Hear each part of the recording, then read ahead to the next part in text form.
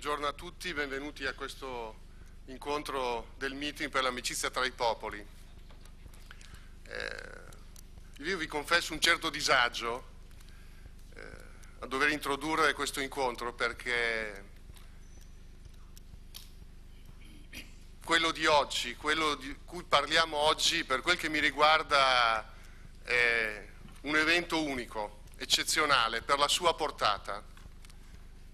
Sembra un niente, eppure ci fa fare un salto in avanti nella storia di un'amicizia, nella storia di un approfondimento delle ragioni, dell'esperienza di ciascuno, che credo assolutamente eccezionale. Parlando tanti anni fa a un gruppo di giovani che iniziavano l'avventura universitaria, e quindi l'avventura della formazione. Starting on the training adventure to become the protagonists of the Italian society of the 80s, Father Giussani sent an appeal to them, and he said there should be no miracle. It's only a pathway.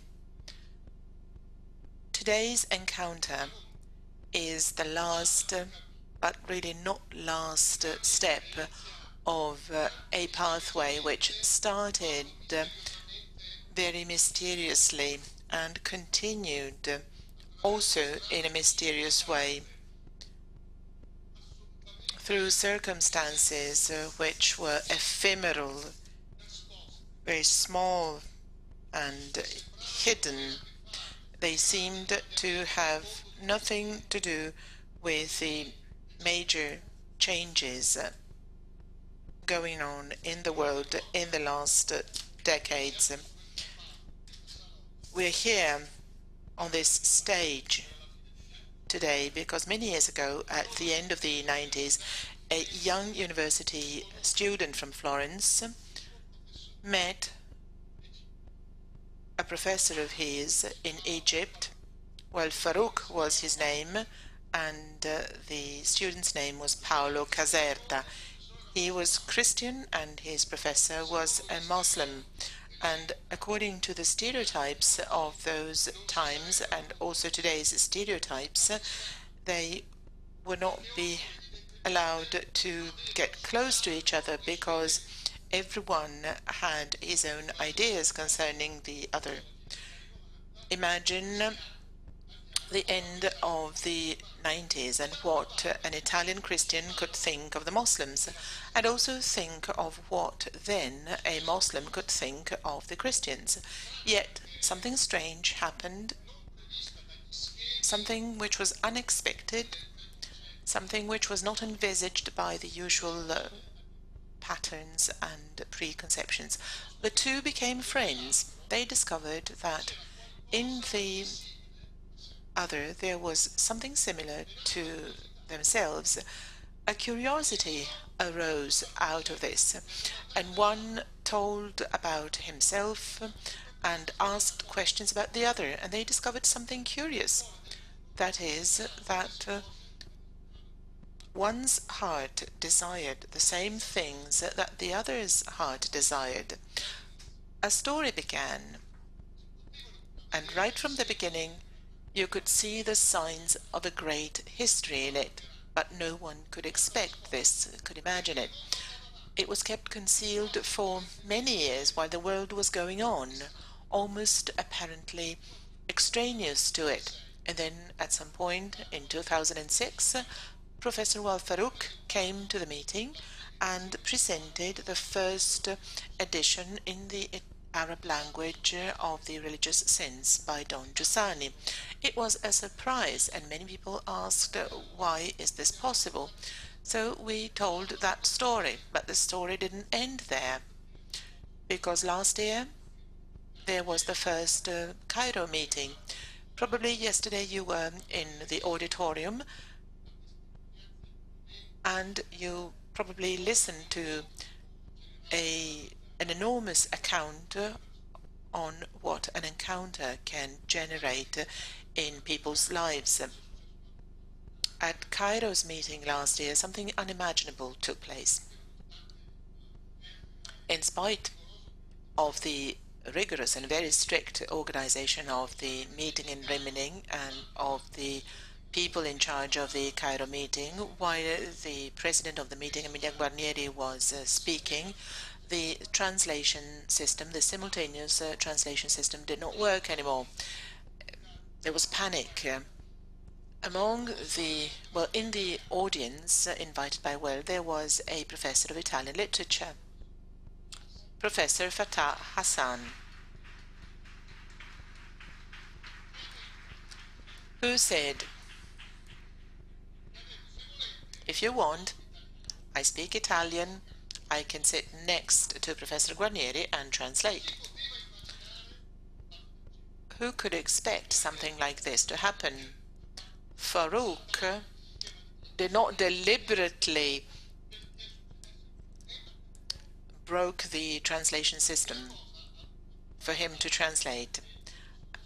And this had such an importance that having read the book by Father Giussani,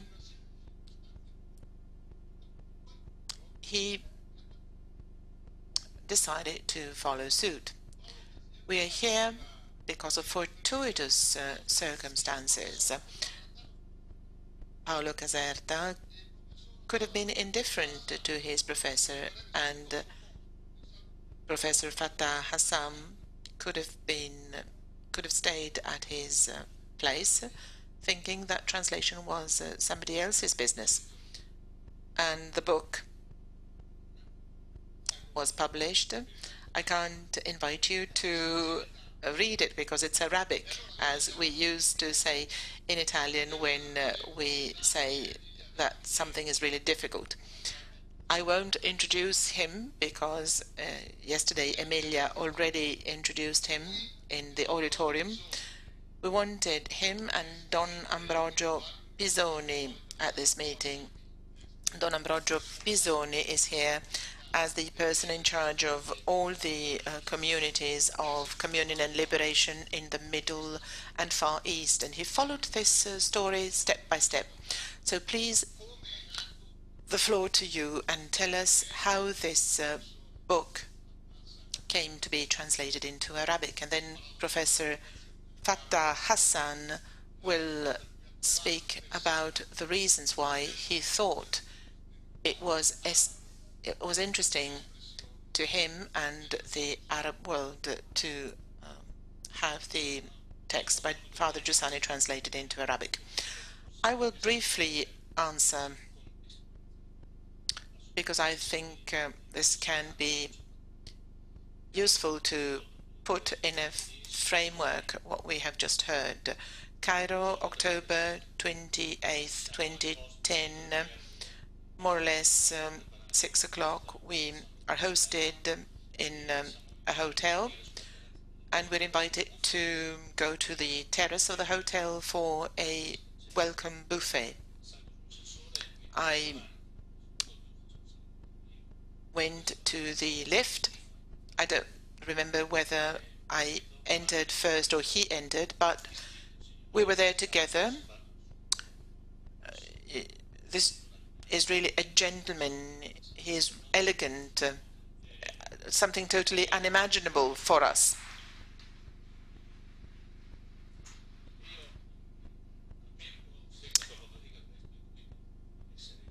I thought he was Egyptian. I didn't have many troubles understanding that he was Egyptian. I told him good evening in English, and with his smile, he answered buonasera in Italian.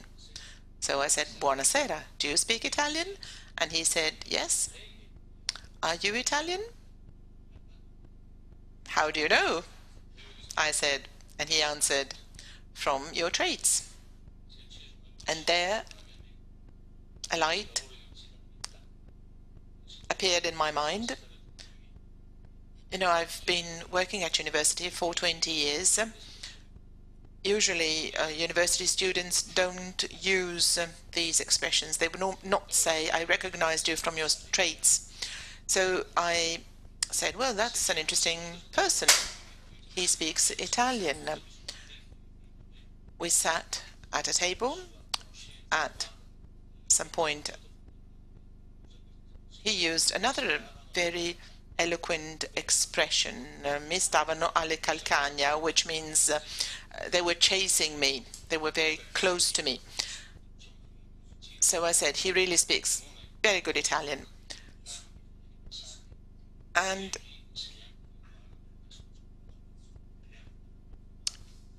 at a school founded by some fathers in Cairo for people wanting to work at different levels, there were already many people speaking very good Italian.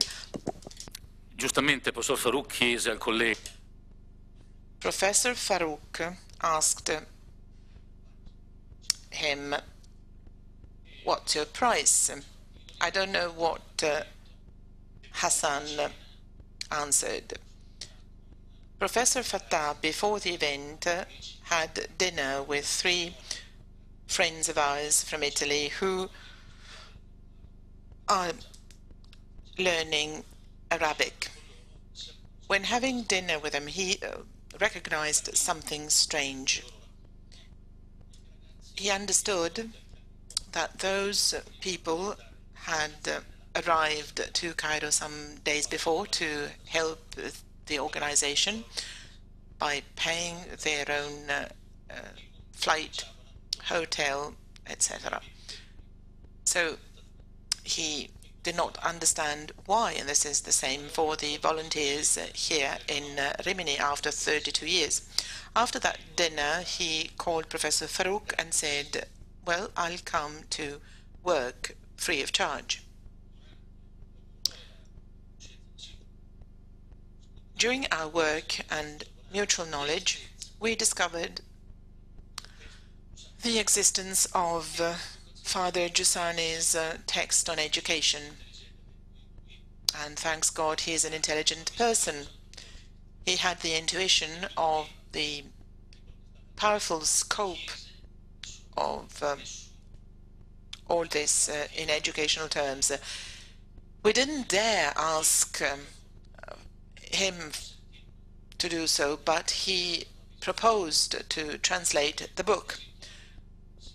We agreed.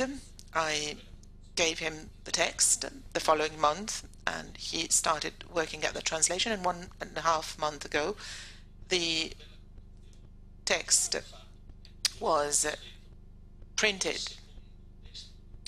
This is the second text by Father Giussani translated into Arabic. More precisely, it's the 3rd volume by Father Giussani, which is available in the Arabic language. The second one being the 2nd volume of the Percorso text,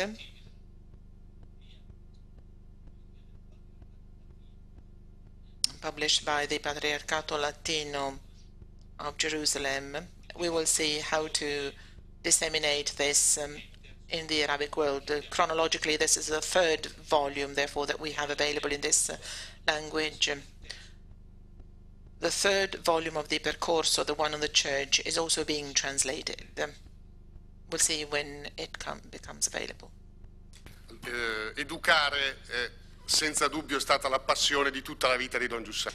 Educating was the passion of Don Giussani's whole life. I will read directly from Arabic.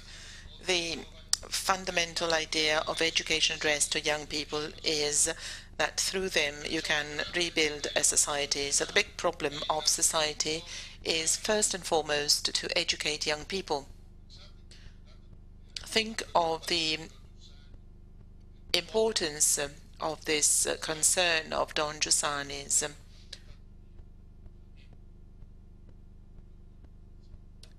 You know, the Egyptian people is coming out of a revolution and does not know about the shape of its future. I'm curious to know from Professor Fatah Hassan about all this. After the facts of January, what do you think is interesting to him and his friends in a text like Father Giussani's text? Before giving him the floor, I'd like to thank Cardinal Naguib for his presence here. We were able to listen to him yesterday in the auditorium.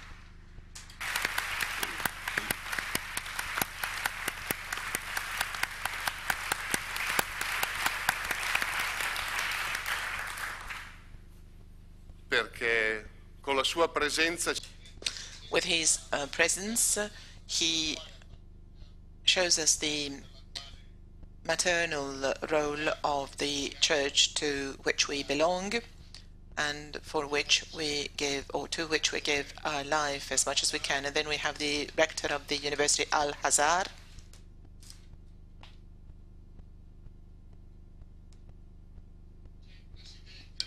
the president of the Cairo Sud, Cairo South Court. In the first row, you see all the people attending yesterday's meeting. Last but not least, John Waters, our great John Waters from Ireland, another great, really great friend of ours and companion throughout our pathway and history.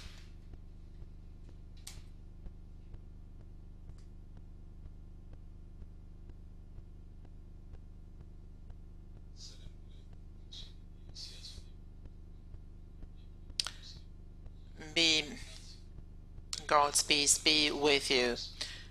In God's name, first of all, I would like to renew my esteem and respect towards this distinguished audience, and I'd like to thank those that have allowed me to come here, especially Professor Emilia Guarnieri. I'm really proud to be here amidst such a distinguished audience. Especially in front of me, I have a group of top religious authorities and non-religious authorities like the Patriarch and also the rector of the university and all the others. I'd like to thank Father Ambrogio and Mr. Alberto Savorana. I can't really find suitable words for expressing my gratitude, my happiness, and my thankfulness to all of you, especially those that are sweating here, those that are making big efforts to make this meeting possible.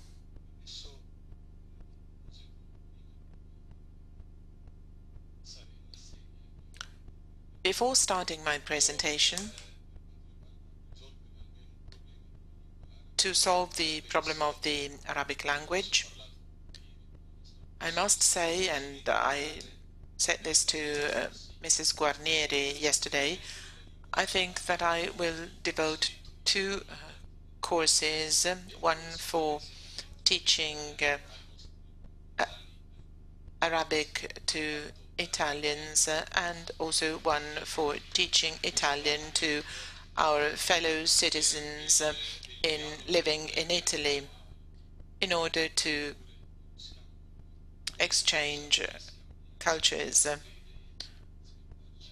We always have to know each other's language in order to know each other well and respect us. I'd like to welcome you on behalf of the Revolution Land. These greetings are perfumed by the blood of the martyrs. So welcome from the new Egypt, the land of the martyrs, where in Tahrir Square, with the help of God, we were able to throw down tyranny. Egypt, where Christians poured the water for Muslims to be able to get their ablutions. Egypt, where the Muslims protected the churches, where the attempt against the Church of the Saints in Alexandria was made. Mubarak has to send the person responsible for this away. I said this while the old regime was in place. This is our conviction, also confirmed by me when I was the vice imam in the Prioli Center in Rome after September 11, when I said that the one who kills an innocent soul is or does something which causes harm to the whole of mankind. It's a pleasure for me to present the translation of Father Giussani's book, The Educational Risk. When I spoke to Father Ambrogio,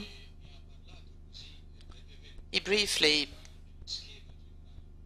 talked to me about the general overview of the book. And I thought this book is, well, seems not to be written only for the Catholic world and the Italians. It seems to me that a book like this, with its contents, was written for all societies, independently of their cultural or religion. It's about education. I will try and summarize the reasons which led me to this translation. I will try and summarize also my impressions after diving into this book when translating it.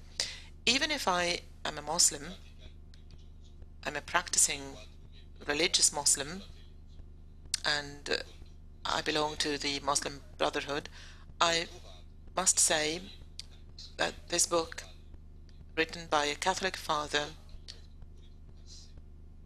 touches on some essential points of our society, both in Egypt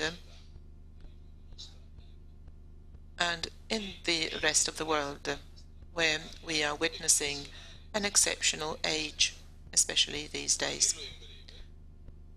To make a long story short, as you all know, the biggest challenge to religious people, educators, scientists, scholars, is education of good citizens and men, of just people, tolerant people, independently of their religion. We can therefore say that the 10 Commandments and the divine precepts, the divine words, are found in all monotheistic religions and are necessary to form and train and educate tolerant and just people. Father Giussani's book certainly touched upon very important topics. First of all, the fundamental ideas of education addressed to young people is that through them you build a society. So the big problem of society is, first of all, to educate young people. True education is one which educates the human side, which is inside us. Human education, education of the heart. The heart is always one in all countries, in all continents. We all have one heart, and this concept is one that I also found in our principles. It has a divine source. The prophets, religious men, have a pure heart attached to God. When I read Father Giussani's words, I immediately remembered one of the Prophet's saying, which is, in the human body there is a piece of flesh, which, if healthy, allows the rest of the body to be in health, and when it is deteriorated, also the rest of the body is deteriorated, and this piece of flesh is the heart. Father Giussani states that true education must be education to being critical. So young people have to sort of look for something in a big bag and compare what is inside this big bag with the desires of your heart. Otherwise, you have alienation. Critique is not necessarily negative. Critique helps you understand things. It's also the expression of the genius character of mankind. Secondly, Father Giussani highlights the importance of the religious dimension in education. This is an inevitable dimension. It's the expression of a huge experience.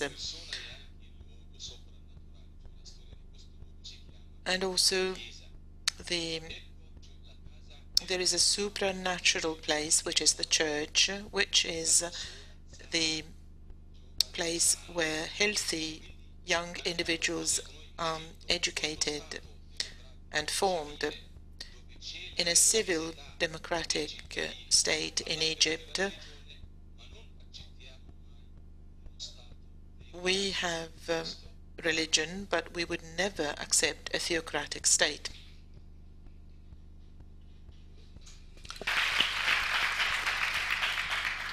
Tanto è vero. All the more so that Father Giussani refers to the community of the Church, the mystery of the Church, and the commitment with the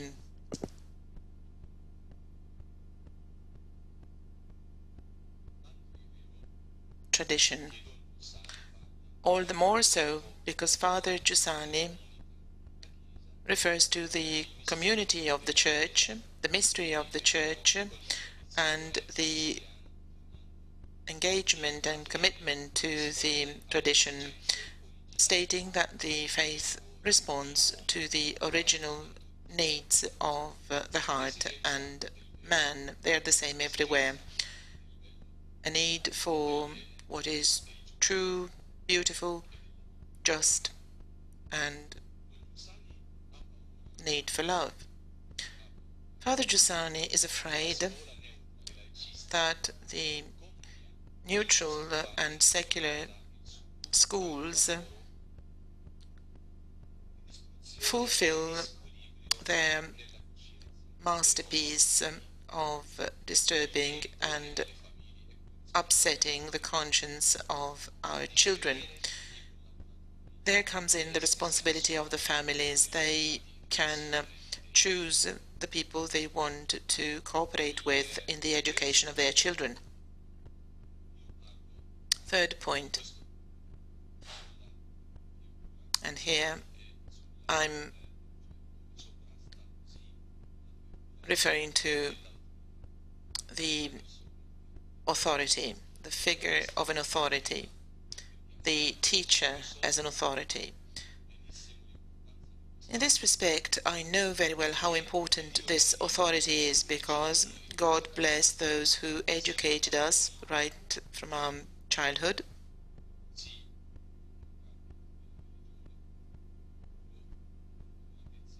They have to be moderate, kind, attached to religion, but moderately. Our sheikhs, the people that trained us and educated us, were so.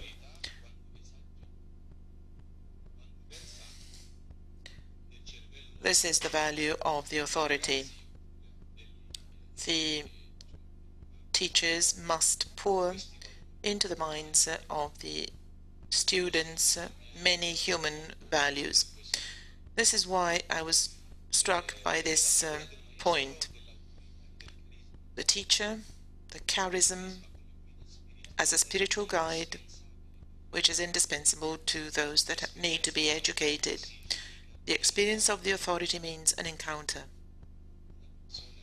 with a person who is rich in conscience of reality.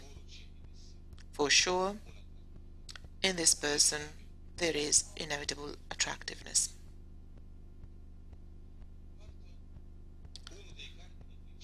Fourth, one of the first elements, one of the main elements in the education of young people is expressed here. After tyranny, the oppressed people get out, and if they are not adequately controlled and educated, there will certainly be problems. This is true both in my country and in the rest of the world. There's always a transient phase after tyranny, which is important. Nevertheless, I'm sure that as intellectuals, as wise people, we are responsible for finding a common thread between the elites and the followers. Another topic number 4, is coexistence, cohabitation, because we all have to recognize each other's value. Acting in mercy, you recognize the other's value. Perhaps one luminous point, if there is only one light emitting point in darkness, you have to recognize it. That's why we all have to host the others in ourselves and make them part of our lives. Limiting our coexistence with the others means imposing your own measurement to the profound law of being. It also means confounding love with dominion and calculation. It means exchanging, sharing with an attempt at dominating on the others. After this, Father Giussani devoted part of his book to speaking about the dialogue in a wonderful way. Novelty always comes from the encounter with the others. I'm always impressed by this word, encounter. I can never judge someone without an indirect encounter. I can't judge a gentleman simply knowing about him from a third party. I need direct encounters with this person. We need to get to know each other directly, not to third parties. And also the rules which are at the basis of our life. We do exist because others gave birth to us. An isolated semen is of no use, but if stimulated by others, then it would proliferate. So dialogue with the others, an open spirit, means that you avoid the items which divide and only concentrate on those that unite. This is true for the whole of mankind. In this respect, since I have a religious background and I know by heart certain parts of the Quran, I always remember a verse which says, "O men, I created you from a man and a woman for you to recognize yourselves mutually. Ayyuhan nas," which means, "O men," independently of the religion. There is no specification of whether these men are Muslim, Christian, Buddhist, or whatever. We're all creations of the good Lord Allah.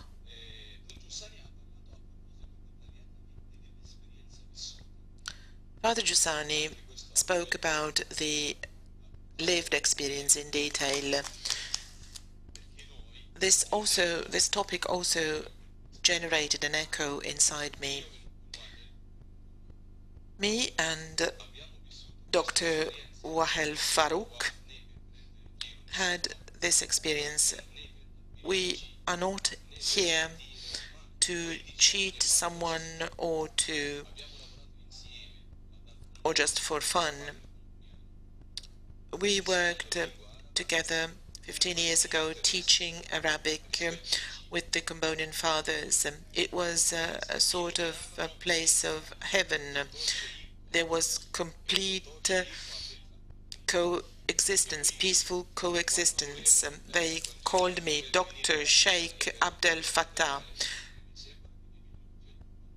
In 1998, I had to leave. I received a fellowship. I had only been to Italy 1 month in the 90s before that time. It was really a very nice experience for me. They organized a party for me because I had won this fellowship, and they gave me as a gift a copper plate with the throne verse of the Quran. And then on the other side, the name, on the other side there is a dedication, gift from the Cambodian family to Dr. Sheikh Abdel Fattah. This is really a sign of mutual respect, and thanks God we had this grace, this wonderful gift. And also in 2005, when I was a candidate to Parliament, I had a similar experience.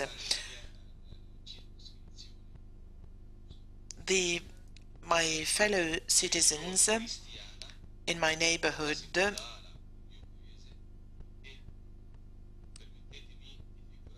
well, many of them were of Christian religion. I always think of my country as a bird with two wings, one Christian and one Muslim. If one wing does not exist, you can imagine what happens to the bird. The Christians went to the elections and voted for Abdel Fattah. It was a glory for me. In concluding,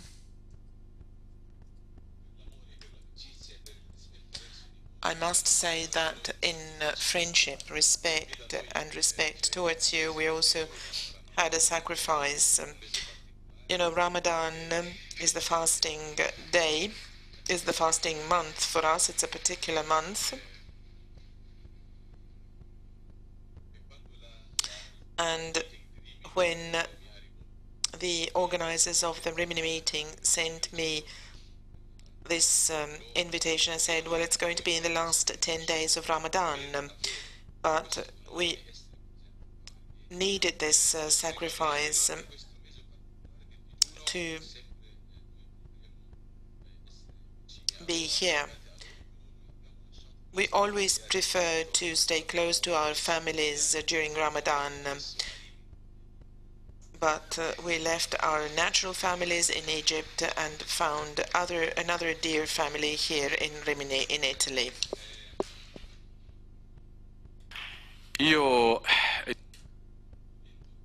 In concluding, I do hope that our friendship is going to last.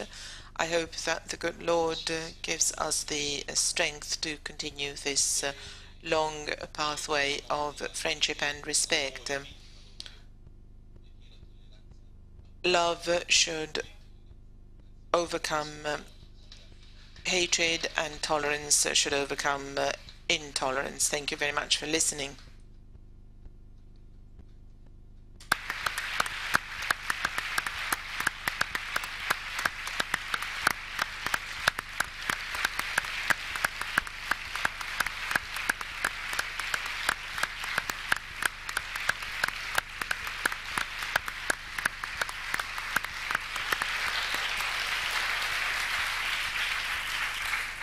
Arriva anche dal cielo l'applauso di Don Giussani perché Father Giussani's applause will join us from heaven. Actually, in translation, he was able to grasp certain pearls of Father Giussani's writings. It is true that the heart talks to the heart. I don't want to be sentimentalist, but the heart is full of reason. In this encounter, from one heart to the other, the reason is enhanced and certainty increases. Now the floor to Don Ambrogio. I don't know what he's going to say, but the floor goes to him. Well, I could, after the words of my friend Abdel Fattah, I could stand up, bow, and say, have a nice day. But I need to win my bread. Joking apart, but not really, let me summarize my talk in 2 points. First of all, I would like to stress what this text means to me in the light of what we're talking about. You see, there is a light here in darkness. It means that the life is neither something entirely funny nor a tragedy. It's a possible adventure. This image was chosen by the Egyptians. Rereading these pages by Father Giussani in the light of this encounter, I realized something really highly significant.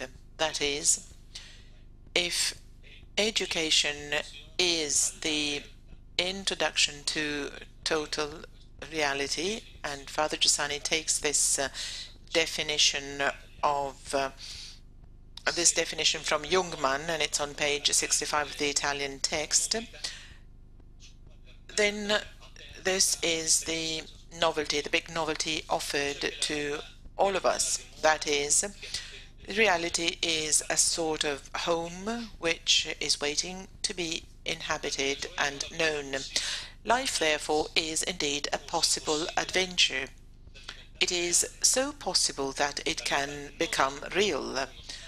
Reality is not an obstacle, it is not a hurdle, it is not a pure object offered to instinctiveness, full of thirst for power.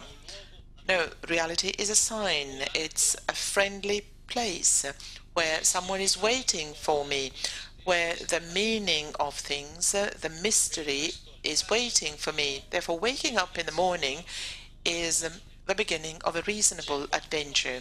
There's someone waiting for me. The world is a sign to me, a place that invites me. What I see and hear in the morning is the beginning of an adventure. It's not an obstacle that I should overcome, but a friend who's waiting for me. This makes life reasonable and full of meaning, full of curiosity and expectancy. Secondly, this expresses the profound meaning of the human adventure in terms of an adventure of knowledge, as was reminded to us by our friend in the old catechism of Pius X in the Catholic tradition. At the second question, why has God created us? The answer is because, or for us to know, love and serve Him, but no love can exist without knowledge, and no service can exist without knowledge in this adventure. So we need to be the friends of those that love life as a knowledge adventure. So the educational challenge coincides with the challenge of life. There's no other explanation. This is very briefly what once again moved me when rereading these pages, also in the light of friendship with our Egyptian friends. The second point I would like to highlight is the following. What is the work ahead of us? Having known our Egyptian friends right from the beginning, I remember that Paolo Caserta, who was then studying Arabic and had just met Professor Farouk, told me on the phone, "There's a friend I'd like you to know, because in our friendship tradition we have this tendency." It's a tendency, or perhaps a defect, that we cannot abandon. That is, making you share the encounter which is happening to me. So I said I had a gift of meeting him, and you have to meet him as well. We were waiting for him in a corner of Tahrir Square, and when he was approaching us with the same face as now, as almost as if he had not become older, I immediately thought, this is a man who is searching something and is waiting for something. On the day of the first encounter, after surviving a so-called Egyptian pizza, and I don't recommend you to eat pizza in Egypt. Anyway, after surviving this so-called Egyptian pizza, while walking in town, he told me about all his life until that moment, and I realized that something great was happening. Like all great things in life, it was like a seed concealed by the soil, apparently indifferent to the destiny of mankind. The task ahead of us is therefore to look at what is happening and also help each other understand what is happening. Recognizing what is happening is always the result of friendship. The subject of judgment is always friendship, a sign of friendship. Yesterday, the Cardinal was talking about a civilization of communion that we're asked to build. The subject of judgment is just friendship that follows an event. It's an act of clever and sincere obedience. It's the challenge of education. And when this miracle occurred, and I do use this word miracle, when the miracle of the Cairo meeting occurred, the many boys and girls, but not only boys and girls, that were participating in the event, there were also some older people, and then there were also 30 Italians, were interviewed by the local TV and the press. They all said, even with different words, the secret of their experience was, and I'm expressing it with my words, we are living in an experience where we, for the first time, understand that our life is great. It's important because we're serving something which is bigger than we are. This is only possible in an encounter like this. You give your life for something which is perceived as bigger than you, something which corresponds to your heart and your desires. There were 9 hours of TV recordings on this and many articles in the press. We have to recognize that the Lord is at work and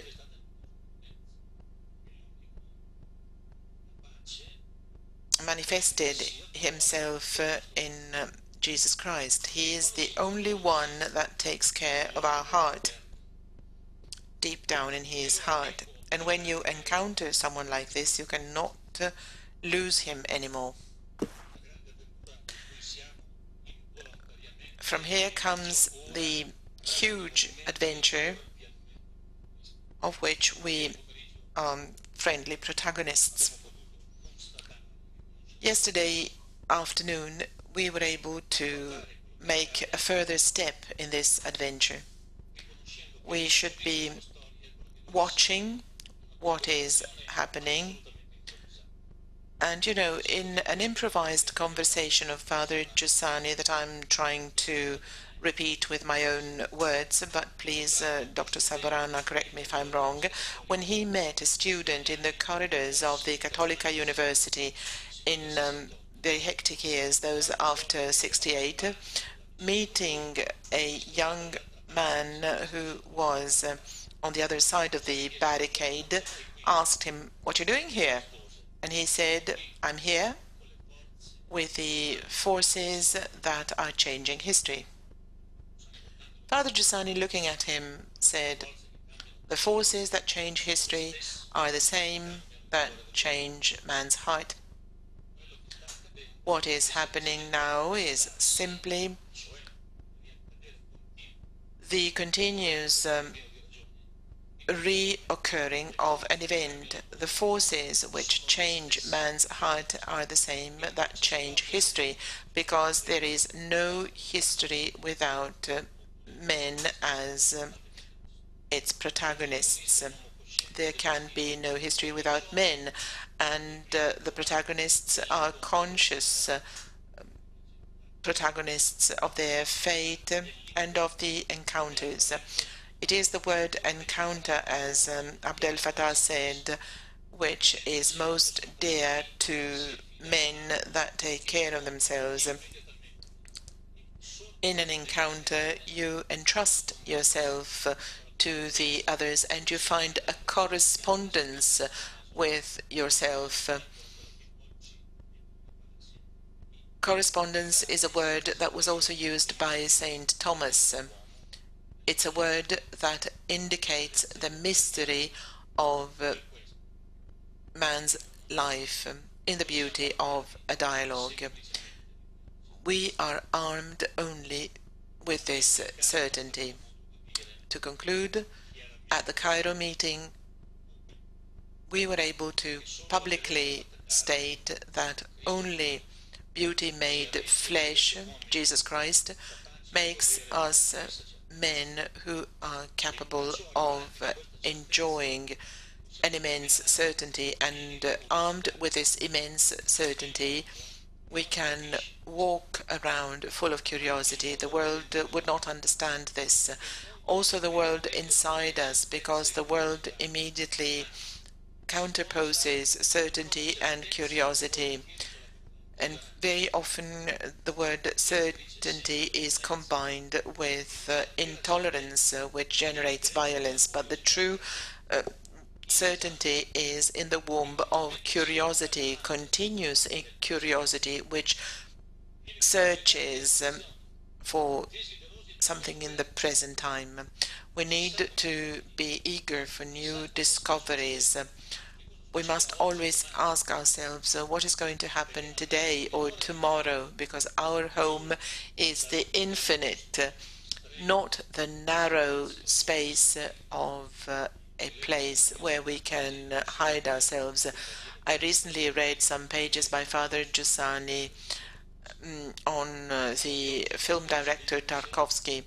He said the people from the West seem to have forgotten that their home is the infinite. Instead, they sort of hide in a narrow, hidden place.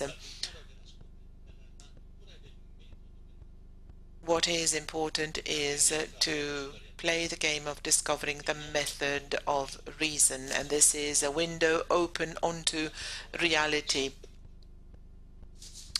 Abdel rightly expressed this. Very often we don't know the word of meanings, the meaning of words that we use.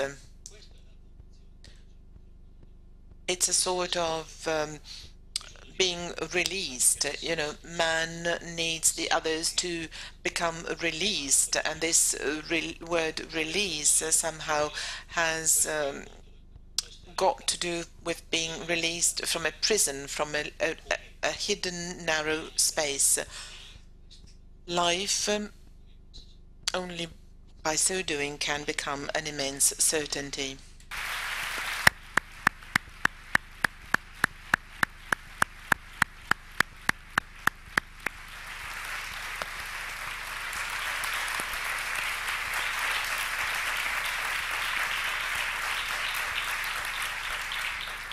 Per la mia formazione in famiglia. In the first pages of the Educational Risk, Father Giussani says, because of my family, seminar, education, and my meditations, I got persuaded that faith that could not be found in the present experience, confirmed by it,